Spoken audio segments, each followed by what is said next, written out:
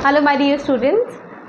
सो आज मैं यहाँ पे रिविजनल क्लास के लिए हूँ। ठीक है, ये रिविजनल क्लास 10th के लिए है और इस रिविजनल क्लास में कोशिश करूँगी कि हर संडे ये रिवीजन की क्लास लूँ।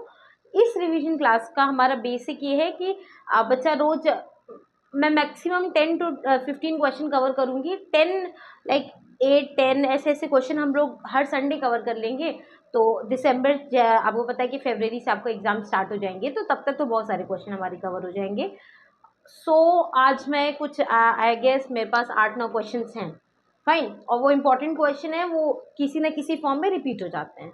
तो चलते हैं, मैं कुछ क्वेश्चंस लेती रहूँगी, लिखती रहूँगी और उसके आंसर्स आपको समझाती रहूँगी। फाइन। सो पहला question, I am having this, I have written the questions also. तो पहला क्वेश्चन ये है कि हम लोगों को फंक्शन लिखना है। State the role of HCl, villi और लाइपेज। इन तीन चीज़ों का हमें फंक्शन लिखना है। सबसे पहले आप अगर पढ़ रहे हैं तो आपको पता होगा कि ये लाइफ प्रोसेस चैप्टर से है। ठीक है, डाइजेशन को कवर कर रहा है। Fine, good. अगर आपको ये बात पता है तो वेल एंड गुड, नहीं पता है तो पढ़ लीजिए, पढ़ने की जरूरत है आपको। ठीक है, HCl stands for hydrochloric acid, right. अब इस HCl का फंक्शन लिखना है आपको। तो HCl के फंक्शन में आप लोगों को मैंने पढ़ाया हुआ है कि सबसे पहला काम क्या है कि ये एसिडिक इन्वायरमेंट कर देगा, एसिडिक नेचर बनाएगा जहाँ भी प्रेजेंट होगा। हमारे स्टमक में है HCl कॉन्सेंट्रेटेड फॉर्म में, फाइन। और साथ साथ हमारे स्टमक में पेप्सिन है, तो ये पेप्सिन इनएक्टिव फॉर्म में है। ये किस फॉर्म में है? पेप्सिनोजन के फॉर्म में है। तो ये HCl उसको एक्टिव करता है और बनाता है पेप्सिन। और ये पेप्सिन फिर क्या करता है? ये पेप्सिन प्रोटीन जो होते हैं हमारे खाने में उसको पार्शियली डाइजेस्ट करता है, पूरी तरीके से नहीं, आधा, क्योंकि पूरा तो डाइजेशन हम लोग को खत्म कराना है स्मॉल इंटेस्टाइन में जाके ना, तो ये पार्शियल डाइजेशन यहाँ पे होगा। ठीक है, तो HCl के फंक्शन में आप लिख दीजिएगा कि एनवायरमेंट एसिडिक बना रहा है, जर्म्स को किल कर रहा है क्योंकि एसिडिक नेचर का है, और साथ साथ ये हमारे स्टमक में जो पेप्सिन है वो पेप्सिन फॉर्म में नहीं प्रेजेंट होती है। क्योंकि देखो बेटा, अगर वो पेप्सिन फॉर्म में रहेगी तो हर वक्त वो एक्टिव रहेगी, है ना। हमें उसे हर वक्त एक्टिव नहीं करना है, जब डाइजेशन का प्रोसेस कराना है तब तो एक्टिव कराना है। तो वो पेप्सिनोजन के फॉर्म में रहता है, पेप्सिनोजन इनएक्टिव फॉर्म में, अभी ये एक्टिव नहीं है। अब जब HCl इस पे अपना असर दिखाएगा तो ये पेप्सिनोजन बन जाएगा पेप्सिन, और फिर ये प्रोटीन को पूरी नहीं पार्शियल डाइजेशन करेगा। ठीक है, ये फंक्शन क्लियर हो गया। नेक्स्ट हमारा क्वेश्चन है villi. Life process, small intestine इसका लोकेशन है। ठीक है, स्मॉल इंटेस्टाइन इसका लोकेशन है। और ये विलाई क्या है? ये विलाई एक फिंगर लाइक प्रोजेक्शन है, उंगलियों की जैसा प्रोजेक्शन है, और ये फिंगर लाइक प्रोजेक्शन। ठीक है, और इसका काम क्या है? ये पहली बात तो ये स्मॉल इंटेस्टाइन के सरफेस एरिया को भी इंक्रीज करने में हेल्प कर रहा है, और साथ साथ एब्जॉर्प्शन में भी। आपको पता है कि हमारे में इंजेशन, डाइजेशन, एब्जॉर्प्शन, एसिमिलेशन होता है ना, इजेशन होता है ना, तो ये एब्जॉर्प्शन में हेल्प कर रहा है। न्यूट्रिएंट्स को क्या कर रहा है? ये एब्जॉर्ब कर रहा है। फाइन, इसी विलाई में स्मॉल पोर्स होते हैं, उसी से न्यूट्रिएंट्स क्या होते हैं? एब्जॉर्ब होते हैं, ब्लड स्ट्रीम में जाते हैं। मैंने वीडियो है डाइजेशन का, प्लीज उसको देखिएगा। ठीक है, तो एक बार फिर से इसका ये क्या है? विलाई का लोकेशन क्या है? Small intestine. और ये क्या है? एक फिंगर के जैसा प्रोजेक्शन है, उंगलियों जैसा प्रोजेक्शन है। इसका काम क्या है? स्मॉल इंटेस्टाइन का सरफेस एरिया भी बढ़ाएगा ये, और साथ साथ एब्जॉर्प्शन में भी ये हेल्प करेगा। Done, okay. Now let's move to the lipase. Lipase is an enzyme. Lipase एक प्रकार का एंजाइम है। मैंने बताया था कि 90% एज लग गया तो वो एंजाइम होता है। लाइपेज ये एंजाइम है, ये स्मॉल इंटेस्टाइन में आपको देखने को मिलेगा। और ये क्या कर रहा है? हमारे खाने में जो भी फैट होगा उसको तोड़ देगा, किसमें? फैटी एसिड और ग्लिसरॉल। फैटी एसिड और ग्लिसरॉल में उसको ब्रेक कर देगा। I hope it is visible to you people. Fatty acid और ग्लिसरॉल में ये उसको ब्रेक कर देगा। देखो बेटा, आपको पता है कि बाइल जूस होता है। बाइल जूस कहाँ से बन रहा है? कहाँ पे? लीवर में, गॉल ब्लैडर में स्टोर है। बाइल जूस क्या करता है? बड़े बड़े फ्लैट के ग्लोब्यूल्स को छोटे छोटे फैट में कर देता है, और फिर उसी फैट पे ये स्मॉल इंटेस्टाइन में ये लाइपेज क्या करता है? अपना असर दिखाता है, और खाने में जो भी फैट होता है उसको फैटी एसिड और किस में तोड़ देता है? ग्लिसरॉल में तोड़ देता है। ठीक है, first question done. I hope आपको ये फर्स्ट क्वेश्चन क्लियर भी होगा। अगेन HCl का फंक्शन था, विलाई का था, लाइपेज का था। Now let's move to the next question.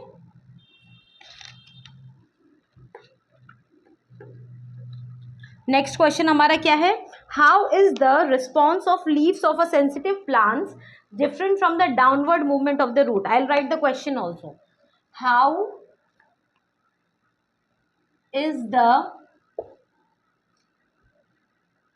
response of leaves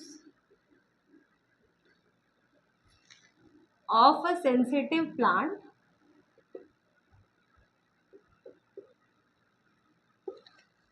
different from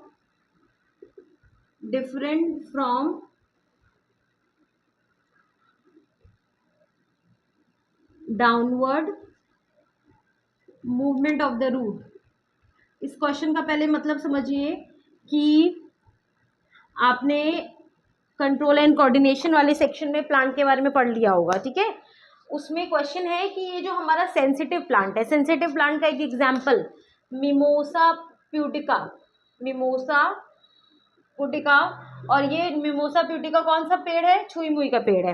question आपसे ये पूछने की कोशिश कर रहा है कि अगर हम इस छुई मुई की पत्ती को छूते हैं तो ये ड्रूप हो जाती है, ऐसे नीचे डाउन हो जाती है, ठीक है, ये मुरझा जाती है उस मूवमेंट से। और ये जो हम ये different from the downward movement of the root नीचे ग्रो कर रही है, रूट जो है वो ऐसे नीचे की तरफ ग्रो कर रही है, और ये जो पत्ती है वो ऐसे छूने पे ऐसे नीचे की तरफ चली जा रही है, दोनों में ही मूवमेंट नीचे की तरफ हो रहा है। तो अंतर क्या है? बहुत बड़ा अंतर है, ठीक है। ये है थिग्मोट्रोपिज्म। ये जो सेंसिटिव प्लांट है वो एक प्रकार का मोशन शो कर रहा है जिसका नाम है थिग्मोट्रोपिज्म।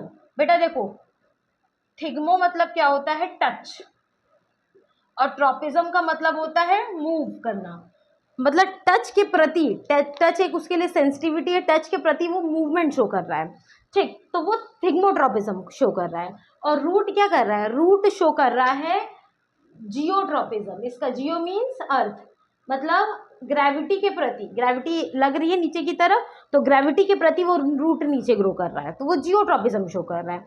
लेकिन यहाँ पे मिमोसा प्यूटिका क्या शो कर रहा है?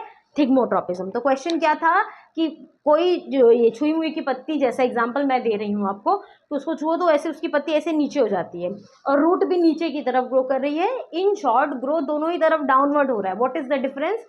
बड़ा डिफरेंस है। जो पत्ती है वो कौन सा मूवमेंट शो कर रही है? Thigmotropism, I have written here. और जो रूट है वो कौन सा मूवमेंट शो कर रही है?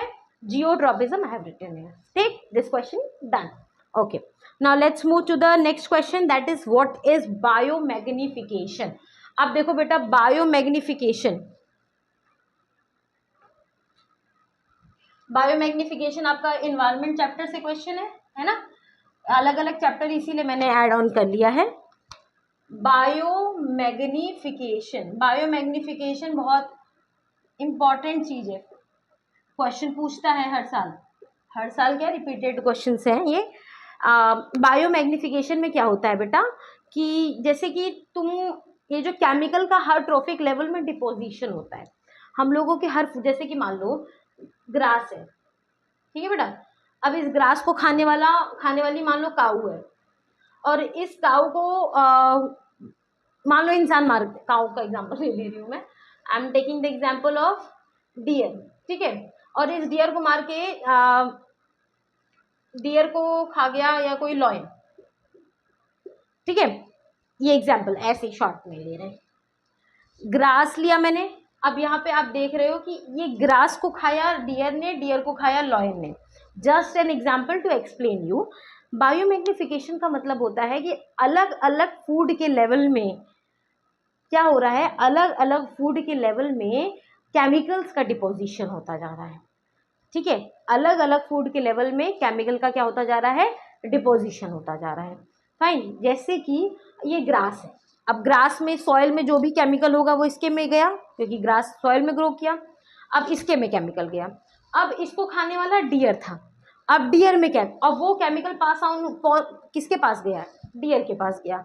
अब ये डियर एक ही ग्रास तो खाया नहीं होगा, कितनी सारी ग्रास खाया होगा, अब यहाँ पे केमिकल कुछ था, अब ये इसको खाने वाला कौन हो गया?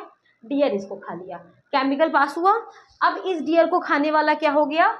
लॉयन खाने वाला हो गया, है ना। तो ये केमिकल का क्या हो रहा है, आप देख रहे हो ग्रोथ हर ट्रॉफिक लेवल में होता जा रहा है, तो यही हर फूड लेवल में केमिकल का डिपोजिशन होता जा रहा है, इसी को हम लोग कहते हैं बायोमैग्निफिकेशन। हम लोग इसे वाटर में भी एग्जांपल ले सकते हैं कि मान लो पानी में जो भी पेड़ हैं फाइटोप्लैंक्टन्स हैं, अब उसको खाने वाला कोई एनिमल होगा, ठीक है, कोई भी एनिमल पानी में है जो वो ग्रास उस पेड़ को खाया, अब उसको खाने वाली मान लो कोई मछली खा ली उसको, और उस मछली को हम खा लिए, तो वो केमिकल कहाँ आया, हमारे पास आया। और एक चीज़ ध्यान रखिएगा, जैसे जैसे ये फूड के लेवल बढ़ रहे हैं केमिकल का डिपोजिशन भी क्या होता जा रहा है, इंक्रीज होता जा रहा है। मेरी बात समझे, मैंने आपको एग्जाम्पल दिया कि जैसे कि हम लोगों ने एक एग्जाम्पल लिया पानी का, वाटर का, पानी में प्लांट्स से, उस प्लांट्स को मान लो वाटर में कोई भी ऐसा एनिमल है, हर्बीवोर एनिमल है जो उस प्लांट को खा रहा है, अब उसने खाया और उसको अब खाने वाली कोई छोटी मछली ने उस जानवर को खा लिया, उस छोटी मछली को कोई बड़ी मछली ने खा लिया, और बड़ी मछली को मान लो हमारे पास आ गई, हमने उसे खा लिया, तो ये क्या हो रहा है, ये केमिकल का क्या हो रहा है, डिपोजिशन होता जा रहा है, और ये केमिकल हर लेवल से ऊपर उठते जा रहा है, और जितना ये लेवल आगे बढ़ेगा केमिकल का डिपोजिशन उतना ही ज़्यादा होता जाएगा। इसी को हम लोग कहते हैं बायोमैग्नीफिकेशन, ठीक है, केमिकल्स का इंक्रीमेंट हो रहा है हर ट्रॉफिक लेवल में। Understood, fine. एनवायरमेंट चैप्टर का क्वेश्चन था। Next is mode of reproduction, हमको ईस्ट में डिस्कस करना है, लिशमानिया में डिस्कस करना है, और प्लाज्मोडियम में डिस्कस करना है, ठीक। अब ईस्ट का मोड ऑफ रिप्रोडक्शन कैसा, पहले तो ईस्ट भी अगर हम लोग बात कर रहे हैं तो ईस्ट किस तरीके से अपने आप को मल्टीप्लाई कर रही है, एसेक्सुअल तरीके से मल्टीप्लाई कर रही है ना, एसेक्सुअल तरीके से मल्टीप्लाई कर ली। अब हम लोग लिशमानिया का एग्जांपल ले रहे हैं तो वो बाइनरी फिजन के साथ मल्टीप्लाई की, बाइनरी फिजन में भी मल्टीप्लाई की, और प्लाज्मोडियम का एग्जांपल ले रहे हैं तो ये भी मल्टीपल फिजन से मल्टीप्लाई की, ठीक है, अपने नंबर्स को इसने उस हिसाब से इंक्रीज कराया। चलिए नेक्स्ट क्वेश्चन है, why alveoli is highly surrounded by the blood vessels, बहुत इंपॉर्टेंट क्वेश्चन है, एनसीईआरटी में भी शायद ये है, जो एनसीईआरटी के बीच बीच में क्वेश्चंस हैं उसमें भी है कि क्यों एल्वोलाई जो है, why alveoli is highly surrounded by blood vessels, बहुत इंपॉर्टेंट क्वेश्चन है। आपको रेस्पिरेशन वाली वीडियो में आप देखेंगे तो मैंने उसका एक्सप्लेनेशन भी किया हुआ है कि अगर एक ये एल्वोलाई है, ठीक है, अब इस एल्वोलाई के आसपास बहुत सारी ब्लड कैपिलरीज सराउंडेड रहती हैं। अब आपको पता है कि इसी एल्वोलाई में एक्सचेंज ऑफ गैसेस होते हैं, जो भी हम लोग बाहर से एटमॉस्फेयर से ऑक्सीजन लेते हैं वो यहाँ से चला जाता है, और हमारे ब्लड में जो भी कार्बन डाइऑक्साइड होता है वो इसमें जाके हमारी बॉडी के बाहर चला जाता है। क्वेश्चन ये नहीं पूछ रहा है, क्वेश्चन ये पूछ रहा है कि क्यों ये ब्लड वेसल से सराउंडेड है।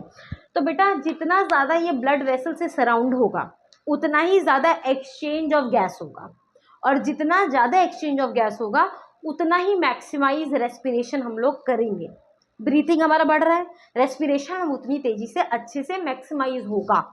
देखो जितना ज़्यादा ये ब्लड वेसल से सराउंड होगा उतना ही ज़्यादा क्या होगा, एक्सचेंज ऑफ गैसेज होगा। आप लिख सकते हो if alveoli is surrounded by blood vessel it will maximise the exchange of gases and respiration will also get maximised, ठीक है। जितना ज़्यादा ये होगा तो सरफेस एरिया भी बढ़ रहा है, सरफेस एरिया बढ़ने के साथ साथ रेट ऑफ रेस्पिरेशन भी बढ़ेगा, और ज़्यादा से ज़्यादा एक्सचेंज ऑफ गैस भी होगा। Fine, okay. Next question is, आपको बताना है एक एग्जाम्पल के साथ aquatic food chain, aquatic food chain का आपको एक एग्जाम्पल देना है। एक्वेटिक फूड चेन, देखो बेटा फूड चेन तो आप सब लोग जानते ही हो, एक्वेटिक फूड चेन देखो आप, एक होता है टेरेस्ट्रियल फूड चेन, एक होता है एक्वेटिक फूड चेन। टेरेस्ट्रियल मतलब जमीन पे वो घास को खाया, हिरन को खाया, ये ऐसे, ये वाला जो एग्जांपल है वो एक्वेटिक फूड चेन में है। आपको यहाँ सॉरी वो टेरेस्ट्रियल में, आपको यहाँ पे पढ़ना है एक्वेटिक फूड चेन का एक एग्जाम्पल देना है। एक एग्जाम्पल आप क्या दोगे, फाइटोप्लैंक्टन्स है, फाइटो मीन्स प्लांट होता है, मतलब वो प्लांट जो है वहाँ पे, प्लैंक्टन जो कि किसकी तरह बिहेव कर रहे हैं, प्रोड्यूसर्स की तरह, उसको खाने वाला कोई हर्बीवोर होगा, मतलब जू प्लैंक्टन्स होंगे, जू प्लैंक्टन वो किसकी तरह बिहेव कर रहे हैं, हर्बीवोर्स की तरह बिहेव कर रहे हैं। अब इसको खाने वाली मान लो स्मॉल फिश होगी, और इस स्मॉल फिश को खाने वाली क्या होगी, बड़ी वाली मछली होगी, लार्ज फिश। अब ये स्मॉल फिश कार्निवोर 1 की तरह बिहेव कर रही है, और ये लार्ज फिश कार्निवोर 2 की तरह बिहेव करेंगे। ठीक है, ये बात समझ आई आपको। एक्वेटिक फूड चेन का ये एग्जाम्पल है। फाइटोप्लैंक्टन मतलब पानी में जो पेड़ है उसको खाने वाला जूप्लैंक्टन, उसको खाने वाला स्मॉल फिश और स्मॉल फिश को खाने वाली लार्ज फिश। ठीक, तो ये आपको दिख रहा है ये फूड चेन है। फूड चेन क्या होता है, अलग अलग लेवल्स में हम लोग फूड ट्रांसफर हो रहा है। ठीक है, इसको खाया ये, इसको खाया ये, इसको खाया ये, इसको खाया ये। इसी का बायोमैग्निफिकेशन में भी एग्जांपल ले सकते हो। इसके केमिकल्स इसके में गए, इसके केमिकल अब ये सारे डिपॉजिट हो कि ये खाया तो इसमें गया, अब इसको खाने वाला ये है तो ये केमिकल पास ऑन होंगे इसके पास। जितना हम लोग लेवल ऊपर जाएंगे केमिकल का भी रेट इंक्रीज होता जा रहा है। अंडरस्टूड? ठीक, now let's move to the next question, that is what is ecological pyramid. ये भी हमारा किस क्वेश्चन से है, किस चैप्टर से? एनवायरमेंट चैप्टर से लिए। ये भी हमारा एनवायरमेंट ही चैप्टर से था। देखो एनवायरमेंट चैप्टर से कुछ गिने चुने फिक्स्ड क्वेश्चन आते हैं। फिक्स्ड मतलब उनका पैटर्न पता होता है। ओजोन का फॉर्मेशन पूछ लेगा, फूड चेन पूछ लेगा, ट्रॉफिक लेवल पूछ लेगा, इकोलॉजिकल पिरामिड पूछ लेगा, बायोमैग्निफिकेशन पूछ लेगा, 10% लॉ पूछ लेगा। ये सब कुछ फिक्स्ड क्वेश्चन होते हैं।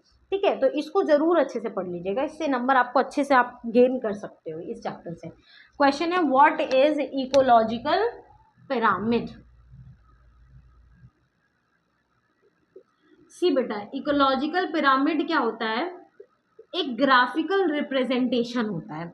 एक ग्राफिकल रिप्रेजेंटेशन होता है जिसमें हम लोग अमाउंट ऑफ एनर्जी नंबर्स जो डिपॉजिट हो रहे हैं हर ट्रॉफिक लेवल में वो शो करते हैं। Ecological pyramid is a graphical representation जिसमें हम लोग शो करते हैं कितना अमाउंट ऑफ एनर्जी, ये सारी बायोमास, ये सारी क्या है डिपॉजिट हुई हैं और कैसे वो एक लेवल से दूसरे लेवल तक पास ऑन हो रहे हैं। ठीक, इकोलॉजिकल पिरामिड्स के कुछ एग्जाम्पल क्या हो सकते हैं, pyramid of number, pyramid of number जो इन नंबर का इंक्रीमेंट दिखाता है कि कैसे एक लेवल से दूसरे लेवल नंबर का इंक्रीमेंट हो रहा है। फिर हमारा आ रहा है पिरामिड ऑफ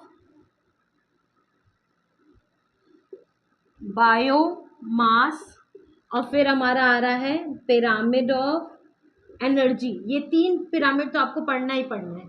ठीक है, इकोलॉजिकल पिरामिड क्या है, it is a graphical representation of the amount of energy, biomass, numbers जो कि हर लेवल पे क्या हो रहे हैं डिपॉजिट हो रहे हैं, बढ़ रहे हैं, घट रहे हैं, आपको ये इकोलॉजिकल पिरामिड होता है। ठीक है, इसके 3 आपको टाइप पढ़ने हैं, pyramid of number, pyramid of biomass, pyramid of energy.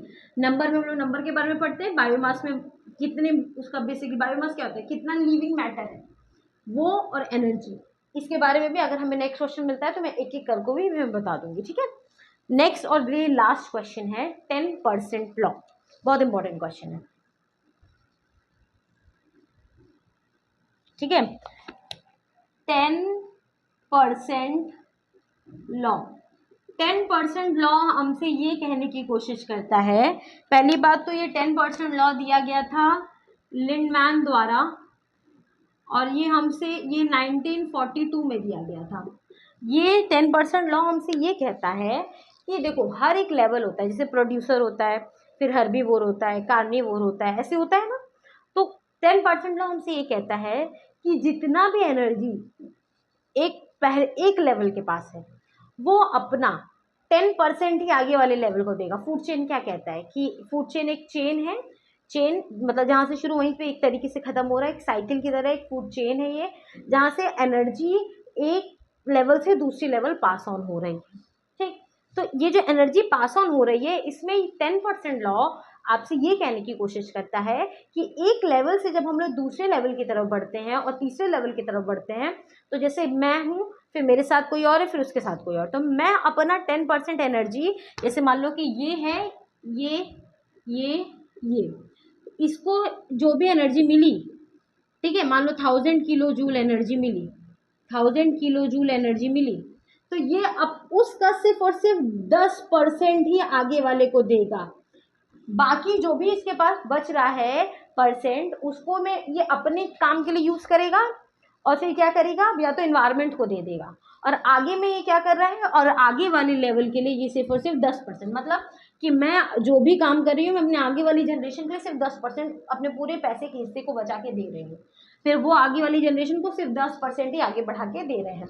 तो अगर ये इसको इतना ये 1000 किलो जूल है, इसने अपने इसको आने वाले लेवल को कितना एनर्जी दिया, 10%, इसका मतलब 100 किलो जूल, अब ये इसको इस 100 किलो जूल का 10% पास ऑन करेगा, तो मतलब कितना 10 किलो जूल। तो 10% लॉ हमसे ये कहता है कि जैसे मान लो कोई पत्ती है, पेड़ है, प्रोड्यूसर्स हैं, तो उसके पास 1000 किलो जूल एनर्जी है, तो उस प्रोड्यूसर को खाने वाला कौन हुआ, मान लो डियर खा रहा है, तो वो उसका अपने एनर्जी का सिर्फ और सिर्फ कितना परसेंट पास करेगा, 10% पास करेगा। अब इस डियर को खाएगा लॉयन, तो लॉयन ये इसको सिर्फ और सिर्फ 10% एनर्जी ही पास करेगा। अंडरस्टूड। सो ये कुछ क्वेश्चंस का आज हमारे पास रिवीजन था। आप प्लीज़ इसको रोज भी देख लेंगे, हर संडे संडे भी देख लेंगे, तो कुछ कुछ तो आपके दिमाग में ज़रूर सेट हो जाएगा। So I hope you people like this video. If you like, please like, share and subscribe. Thank you.